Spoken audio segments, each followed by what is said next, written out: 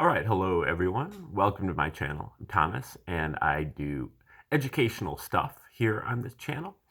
We are, think, the 91st video on the reciprocal system of theory, which is a relatively obscure theory of everything that was proposed by Dewey B. Larson back in the 20th century.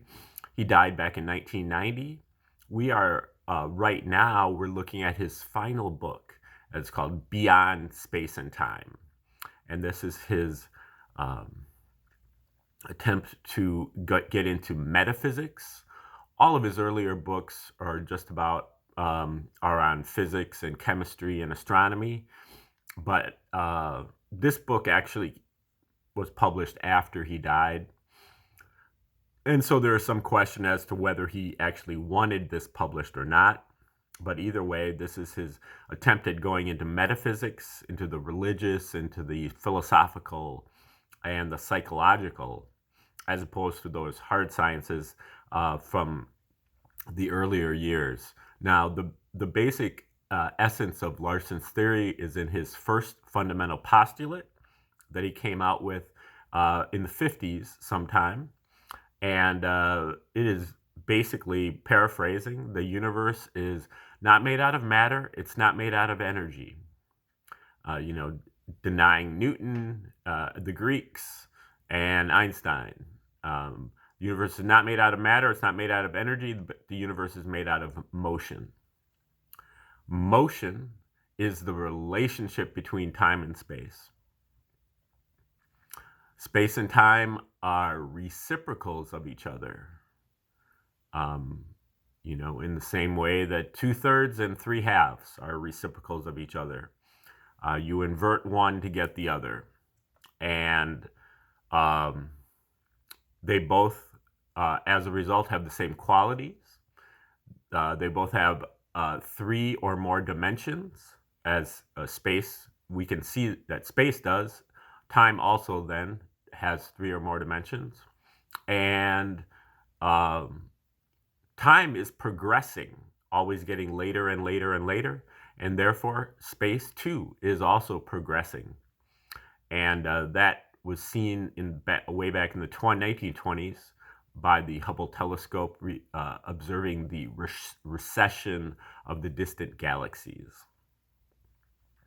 Time and space are also quantized, meaning they come in discrete units only.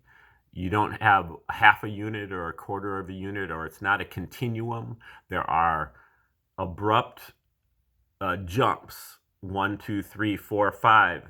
They're in integers, and they are very small. So it looks very smooth, but they are actually not smooth.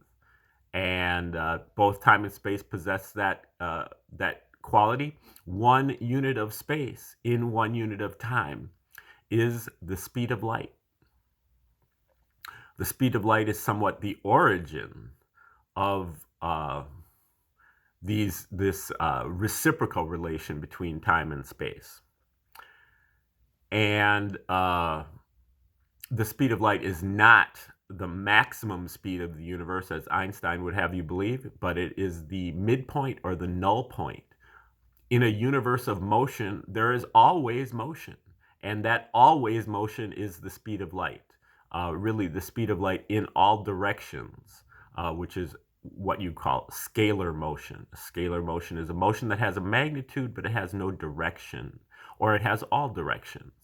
You can think of it as a balloon that you put a bunch of dots on with a magic marker, and then you blow up the balloon. All the dots are moving away from each other. This is very similar to the recession of the distant galaxies. Each one of those dots would be a galaxy. The further apart they are, the faster they're moving away from each other. And that is really, the progression. That's the progression of time, or the flow of time and the flow of space, are both scalar motions, whereas the 3-dimensional aspect is a vectorial motion, a motion that has a direction. That's the difference between speed and velocity. Speed is a scalar motion, and velocity is a directed motion. Regardless, in the reciprocal system, the speed of light is the neutral point or the null point or the origin of the universe, and there is half of the universe that's actually moving faster than the speed of light. Larson calls that the cosmic sector, or sector 2. And the sector we're familiar with, the slower than the speed of light sector, he calls sector 1, the material sector. The material sector grows by aggregation, bonding, up until its most complex level, which is the DNA molecule, which contains multiple billions of atoms.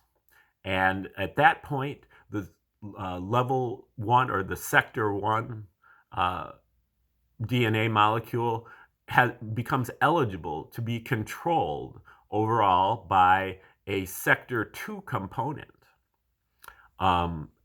If it's in the right ratio or the right configuration, the two of them will join together, and the sector 2 will control sector 1. And the two of them together, Larson calls the life unit.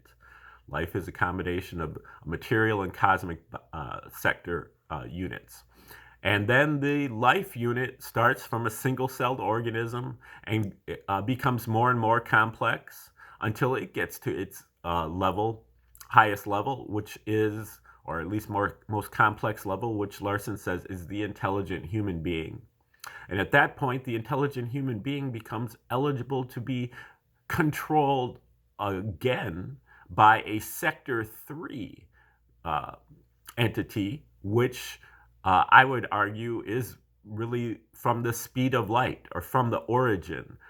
Larson says the speed of that the sector 3 unit is beyond space and time, or independent of space and time. And the sector 3 unit communicates with the life unit through various means, such as ESP intuition, religious revelation, scientific insight, and probably others. And that kind of competes with the sector 2 control, which is intent upon survival.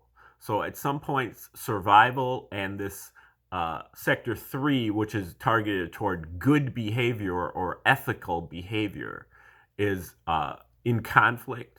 And that's where the human being comes in and has to make a choice. That's free will, choosing between the survival and the good behavior when they are in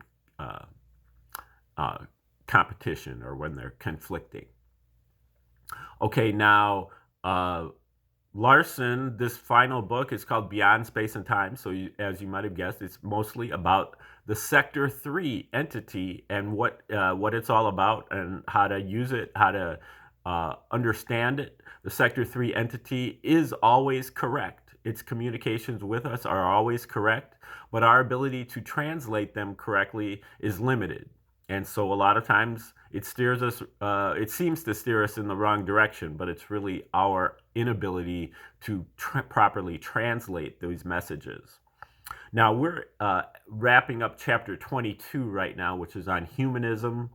Humanism is kind of a secular idea that a lot of people would say that it's opposed to religion. Larson's really saying that humanism can actually clean up religion, that the religious part is really necessary, but there's a lot of accoutrements to the religious doctrines that are nonsensical, they're sector 2, they're not sector 3.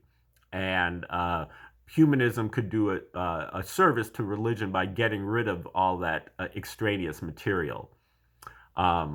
And we're right here at the end of the chapter, so he's going to sum it up here, and then we'll move into the next chapter. It is true that In many instances of this nature, the religious organizations do not understand the real points at issue and are acting on the basis of emotion without realizing the full implications of what they are doing. But this does not excuse the actions. It merely emphasizes the point that active participation by religious organizations in non-religious controversies is not conducive to equitable settlement of the issues. Unfortunately, religious organizations are, by their very nature, incapable of the kind of an approach to the subject matter that is required in these secular areas, because religion deals with moral issues in which there is a definite separation between right and wrong. The religious authorities are predisposed to view other issues in the same light, to see them as either black or white, so to speak. But secular issues do not usually come in black and white. They come in various shades of gray. And an uncompromising attitude which insists on branding all opposition as evil and immoral can do nothing but impede or prevent progress toward a just resolution of the points at issue.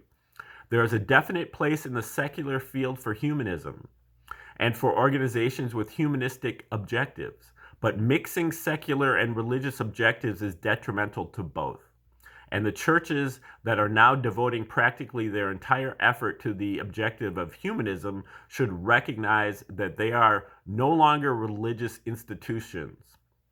It is time that they render unto Caesar the things that are Caesar's. Okay, now just one thing to add. When he's talking about free will, talking about making choices, when you have a choice, he calls it an economic decision, a sector two choice. Should I have an apple or should I have an orange? Should I get a green shirt or should I get a red shirt? Or should I get a blue shirt? Or should I get a white shirt? These are decisions that are non-moral. They are decisions and they're based on what you desire, but they are not moral decisions. I mean, unless you break it down further and say, okay, well, the white shirt comes from sweatshop labor, and the green shirt was made by in person by this person that's sitting right in front of me. Maybe that would turn it into a moral question. But in general, those kind of questions Larson calls economic decisions, and they have a wide range of decisions. You can have an apple, an orange, a cherry, a watermelon, or a banana. You have many, many, many choices. But when you have a true free will decision between Sector 3 and Sector 2, where you have the ethical behavior and then you have the survival or animal behavior, then he calls that free will decision. That is a choice between only two options. The two options are basically good and evil. So that kind of clears up some of the, I hope it clears up some of the a misunderstanding about making choices. Okay, now we're now going to chapter 23, and we'll start this up here. Chapter 23 is called Religion Re-Examined. When we consider what religion is for mankind and what science is, it is no exaggeration to say, this is a quote from Alfred North Whitehead. When we consider what religion is for mankind and what science is, it is no exaggeration to say that the future course of history depends upon the decision of this generation as to the relations between them. Here we go with Larson. As Whitehead goes on to say, these two influences, the force of religious intuitions and the force of our impulse to accurate observation and logical deduction, are prone to conflict. They seem to be set against one another. This conflict between science and religion is the most serious result of the fact that there has hitherto been no scientific metaphysics. Science has been unable to penetrate the region beyond space and time. and it has looked askance at those who claim to have acquired metaphysical knowledge by other means. In the words of Herbert Dingle, the chief error of scientists has been to condemn all illusory all experience, which is not useful for their own restricted purposes. The findings of the preceding chapters, which have brought the metaphysical realm within the domain of science, have now provided a basis from which we can carry out a reassessment of the relationship between these two very important sectors of human activity. Inasmuch as this is a scientific rather than a religious work, the discussion that follows will be directed to an examination of the effect of the new findings on the world outlook of the scientist, a typical scientist, let us say, but the conclusions that are reached apply with equal force to all those who are concerned with the place of religion in a rational universe. As brought out in the introductory chapter, the scientifically trained individual in modern society is faced with a very awkward dilemma, since much of that which he believes or wishes to believe with respect to the most important issues in his life, the assertions of religion, is incompatible with the implications of that which he knows from observation or reasoning by himself or his colleagues, the assertions of science. In the absence of any satisfactory way of reconciling the two conflicting viewpoints, most scientists have tried to keep them separated so far as possible and to avoid thinking scientifically about religious matters. Those who cannot see their way clear to evade the issue in this manner are likely to echo the sentiments of Harlow Shapley. Should we not look deeply and sympathetically for religious beliefs that are founded on science and that grow with science, he asks? Or those perhaps of George R. Harrison? There is great need in the world today for an integration of religious belief, which will fill all the innate longings of man for spiritual solace without doing too much violence to his intelligence. But the inability of science to deal with metaphysical questions has caused this search for a scientific religion to bog down in a sterile materialism. In the meantime, strenuous efforts have been made by some segments of the religious community to reconcile the religious and scientific viewpoints.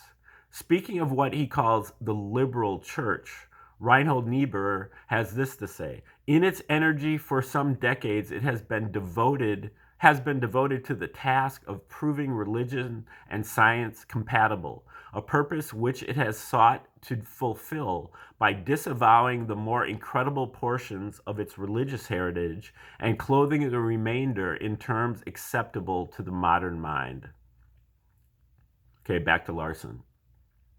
If there were a definite conflict between religion in general and scientific knowledge, then any such reconciliation would obviously be impossible.